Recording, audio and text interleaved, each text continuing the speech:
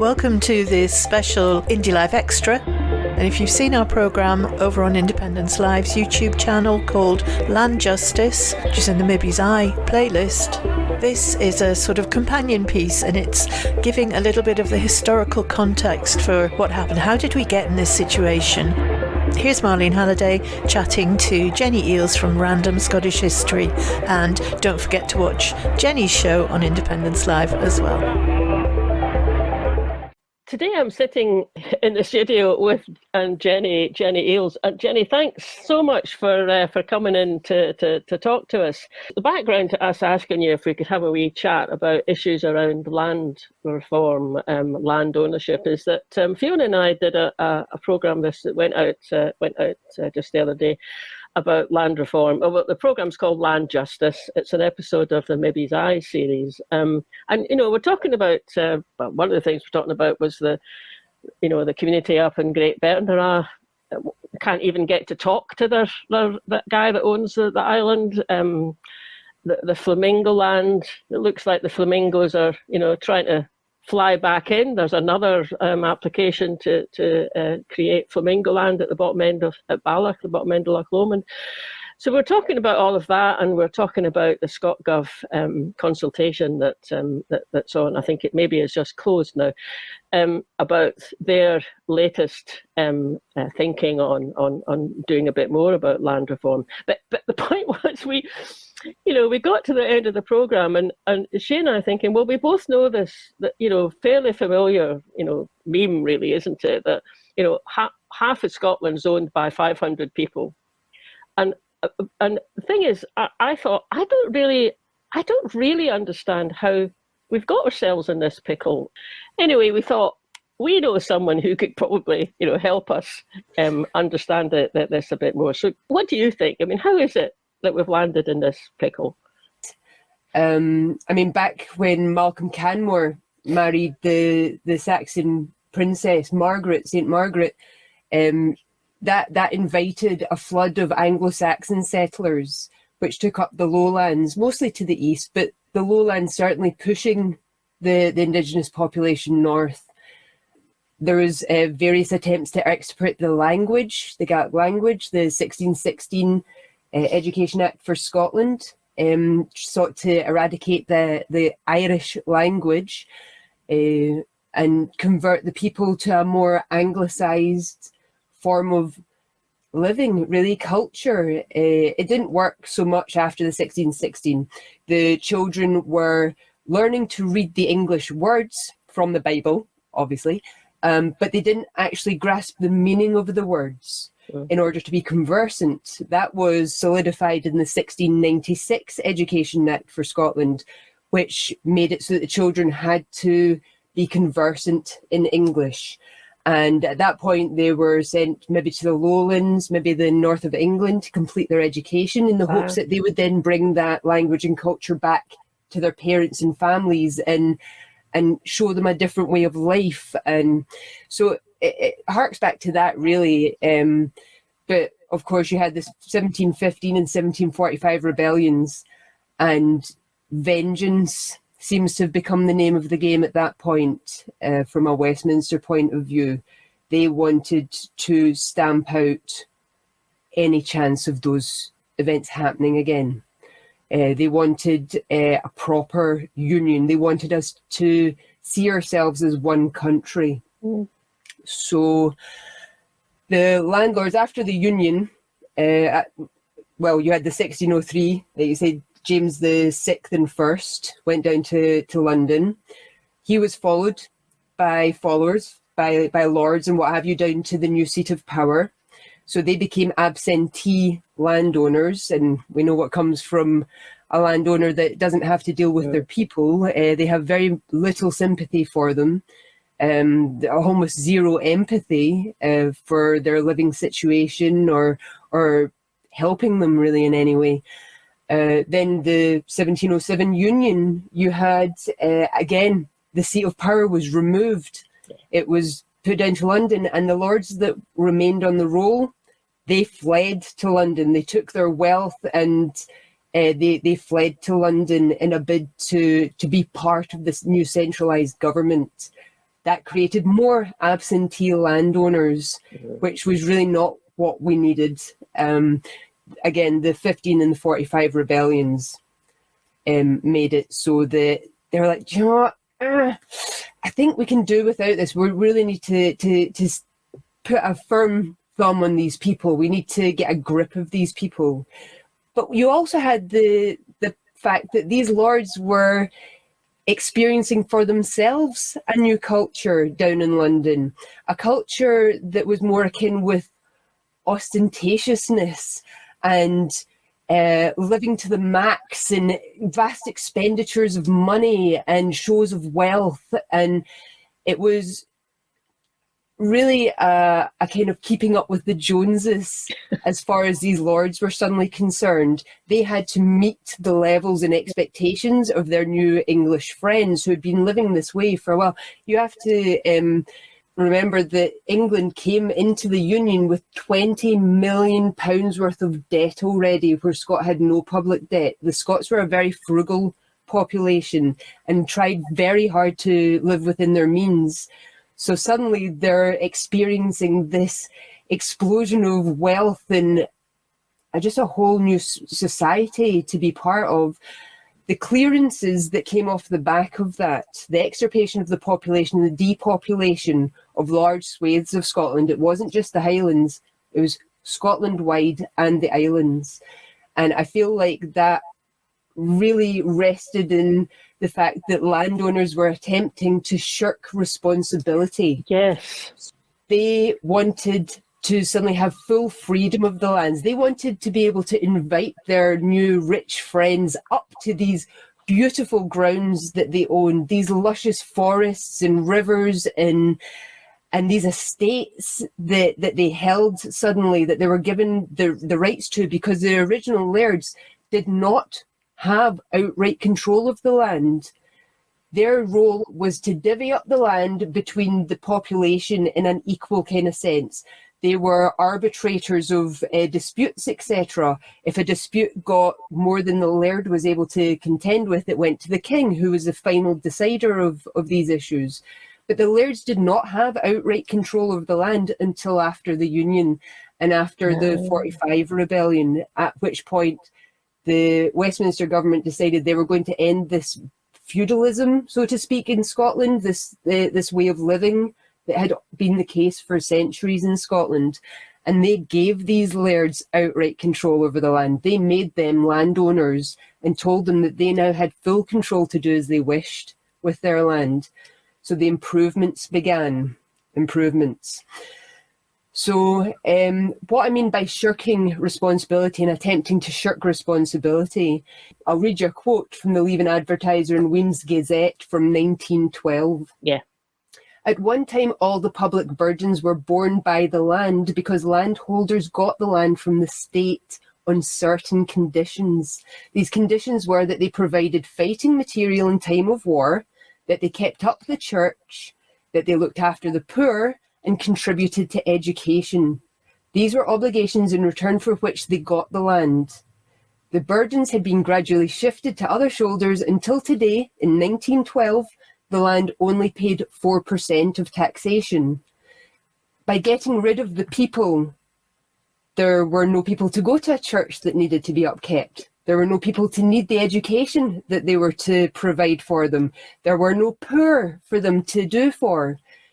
By getting rid of the people, they were getting rid of burdens. Yeah, that struck me as well, actually. If someone had said, well, what are the obligations of a landowner, maybe a couple of 100 years, 300 years back, I probably would have said something about, well, I think they do have to provide, soldiers, and if the king needs it. But I didn't know that there was an actual obligation for those other things, like looking after the poor, benefits, church, education.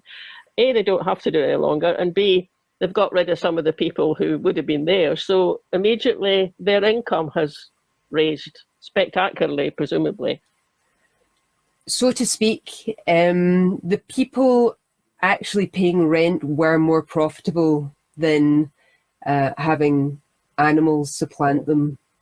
Sheep, cattle, grouse, land, game land, really, the forests, the deer hunting, etc., the salmon in the rivers. These were suddenly cordoned off. The people who had originally lived there were denied all right to forage, hunt, fish, and grow crops on the land where they had formerly and for generations had been able to do that. They were shifted out onto the coasts of Scotland, barren, actually unprofitable land at the time. So that's where a lot of the hardship came from during the clearances. It wasn't anything to do with potato famines. It was manufactured. These people were removed from the land that had sustained them for generations. They tend to be shifted to the coast if they rejected emigration. The landlords would pay for them to emigrate. They would also promise them that they would be provided for, that there were provisions already secured for them in Canada. It tended to be Quebec they ended up in. And, I have a quote from the Quebec Times that lambasts these landlords because Quebec was seeing thousands of people arriving from Scotland in a destitute condition, barely alive after making it across the Atlantic. And suddenly they're in this country, they're foreigners, everyone around them strangers, they've no help, and there's no provision has been made for them. It was a lie purely to get them on the boats, those of them that would agree to go on the boats. You were saying that actually having people on the land and paying rent was actually provided him more income than the shift over to sheep. I mean, presumably, though, you can't reverse that. You can't, even if a landowner realised that, you can't just go back because the villages and the villagers have all gone. Again, it was manufactured. You were speaking of Bernera, and the North Uist removals were, you're talking about how you get emotional looking at the land.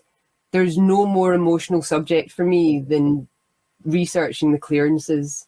Seeing what these people went through is just heartbreaking. It's just awful. They were made poor by the landowner. They were made to not be able to pay their rents by minions of the landowners, factors, etc., would literally act against the population's best interests in order to give the Lord a reason to shift the people. So if the people suddenly couldn't pay their rent and they were finding themselves in arrears, the Lord was, in this case, in North Uist, it was Lord MacDonald. He was able to then go to the authorities and say, I have a population that aren't paying their rents and I'm going to need some help evicting them. And the authorities would be like, well, yeah, we'll help you with that. No problem. If they're not paying their rent, if they're not doing what they need to sustain themselves. I'll read another quote for you just to show you how it was manufactured. After the people resisted extirpation, the officers who wanted to take their cattle, they took the cattle to the market of Lochmaddy to sell in the hopes of getting more money than they were being offered, in order to meet a promise they had made to Lord MacDonald that they would pay £4 each after that market. But they found that none of the drovers would buy any beasts from Solace, the area of North Uist that they're talking about here, as a factor had gone amongst the dealers and got them to promise that they would not deal with the Solace people. Since that period, having no money or meal, most of the people had been very ill off. Last year, the factor took the cattle for rent when they got no more than £3 for cattle that were worth £6. It was a manufactured state of affairs. They were keeping the people down in order to give them an excuse to shift them. Oh God, it just gets from bad to worse, doesn't it? It's just so awful that anyone can do that to their own people. I mean, I can't remember now if I said anything on that programme about my experience walking over island of Ulva, which is, it was a few years, it was about 5 or 6 years, but actually it's now been taken over by a community buyout.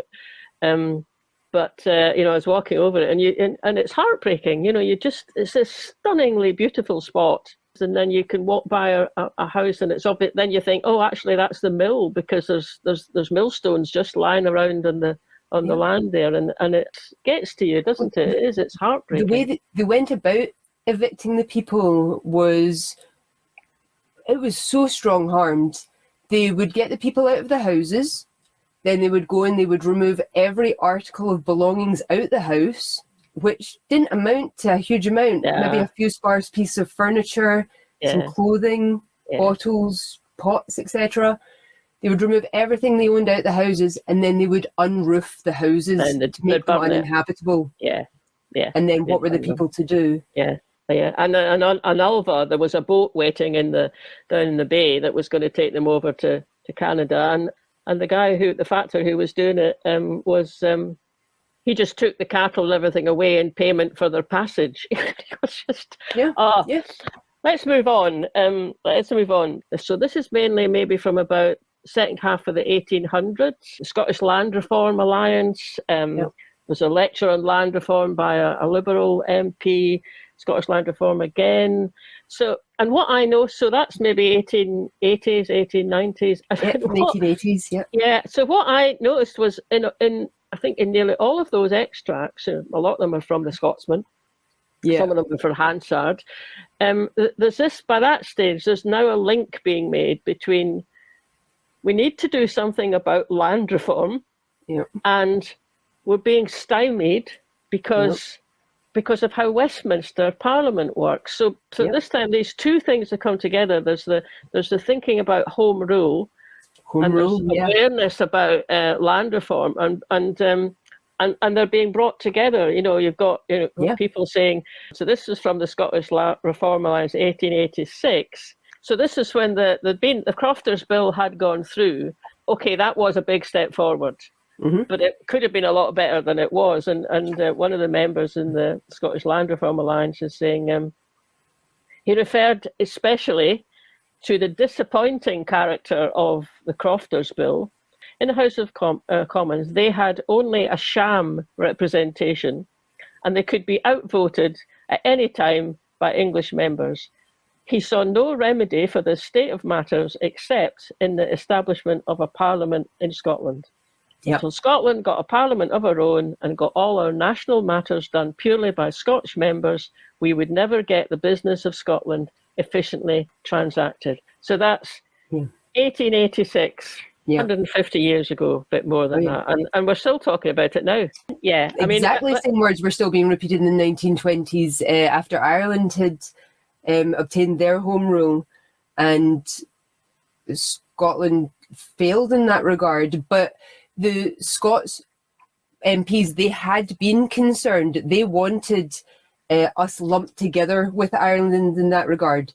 They wanted that if home rule was to be granted to one, it was to be granted to both, because they knew that if Ireland should get it first, Scotland was going to find themselves far too underrepresented to be able to do it for themselves against the English representation in Parliament. And that fear was borne out. We only obtained our own Parliament again in 1999.